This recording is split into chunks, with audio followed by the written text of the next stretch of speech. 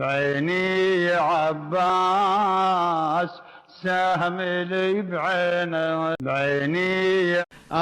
बहुत दिनों की बात है, इमाम 12वें गायब हो चुके हैं और खलीफा वक्त के दरबार में बहस हो रही है कि मरियम अफजल है कि सैयदा अफजल है।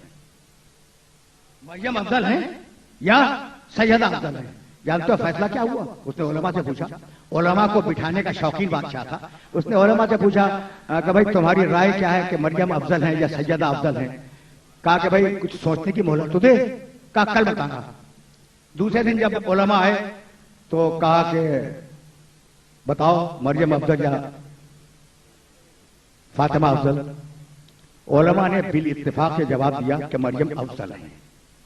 कहा भाई देखो मैं दलील के बगैर कोई बात नहीं मानता। कहा अमीर हम दो दलीलें लाए हैं।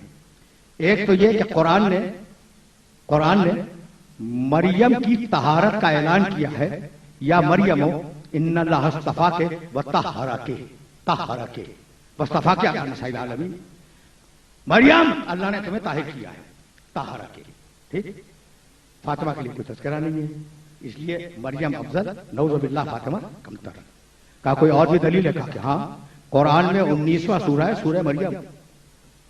फातिमा के लिए तो एक भी सूरा नहीं है, इसलिए मरियम अफजल हैं, फातिमा नऊज़ुबिल्लाह कमतर है।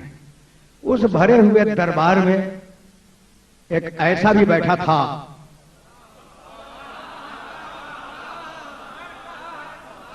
जिसने इस जुमले को बर्दाश्त नहीं किया और वो खड़ा हो गया और कहने लगा कि अमीर ये तेरे दस्तरखान पर पलने वाले उलमा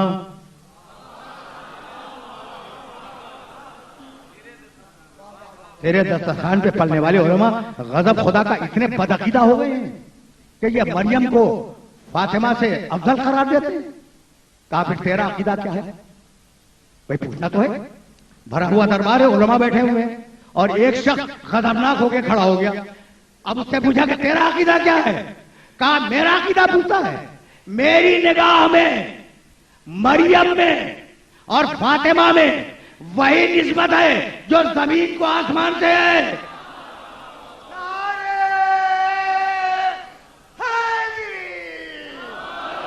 खलीफतुल मुस्लिमीन ने यह जुमला सुन तो लिया, लेकिन उसने अदल का सबूत किया। उस वक्त तलवार खींची और बरहना तलवार अपने सामने रखी और अली के उस चाहने वाले से कहने लगा कि अगर तूने अपने दावे को साबित न किया तो सरे दरबार तेरी गर्दन उड़ा दी जाएगी। दावे को साबित कर। उसने एक कदम आगे बढ़ाया और कहा कि अमीर सुन, मरियम के लिए एक मरतबा लफ्ज आया तहरा के, और मेरी शहजादी के लिए 2 मरतबा लफ्ज आया युतहिरकुम तत्हीरा। युतहिरकुम तत्हीरा, युतहिरकुम तत्हीरा, 2 मरतबा लफ्ज आया। कहा कि अब तू फैसला कर कि मरियम अफजल या सैयदा अफजल। एक जवाब। और अमीर मरियम के लिए एक सूरा आया सूरह मरियम, शहजादी के लिए 2 सूरे आए, सूरह हलाका, सूरह कौसर।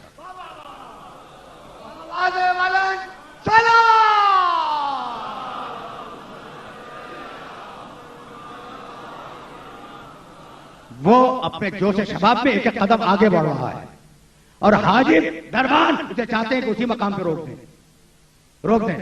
खलीफा वक्त ने कहा कि नहीं, इसे बढ़ने दो। सुने तो कि ये कहता क्या है? सुनोगे? उसने क्या कहा कि अमीर तशफ़ी हुई कि मरियम अफजल या फातिमा अफजल? तशफ़ी हुई?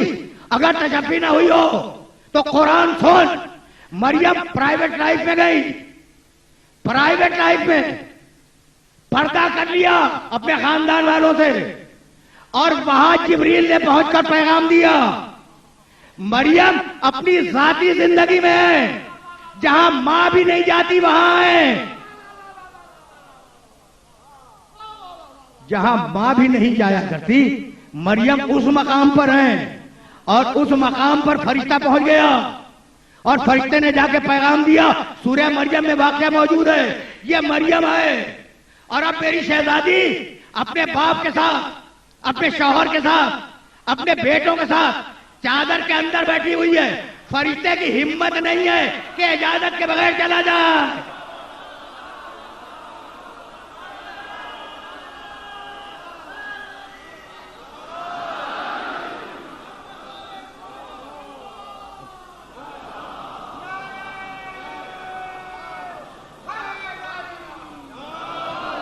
कहा अमीर आपको समझ में आया कि मरियम अफजल या फातिमा अफजल?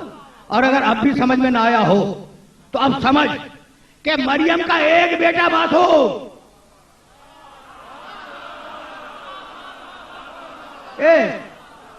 एक बेटा मासूम या मासूमों की पूरी नस्ल।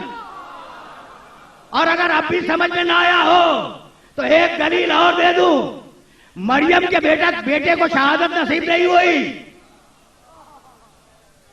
इसके बेटे शहीद होते रहे।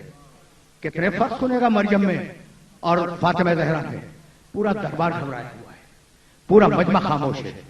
खलीफे वक्त तलवार को नियाम में रख के चुप बैठ गया। करे तो क्या करे? कहा अमीर अगर अब भी तसल्ली न हुई हो, उसका आखिरी जुमला सुन लो। अली के चाहने वाले का आखिरी जुमला कहने लगा कि अमीर अगर अब भी तसल्ली न हुई हो तो इस किस्से को छोड़ दे, इस मसले को छोड़ दे, यह हल हो जाएगा। कहा कब हल होगा? कहा जब फातिमा का बेटा गैब से बाहर आएगा, मरियम का बेटा आसमान से उतरेगा, दोनों होंगे।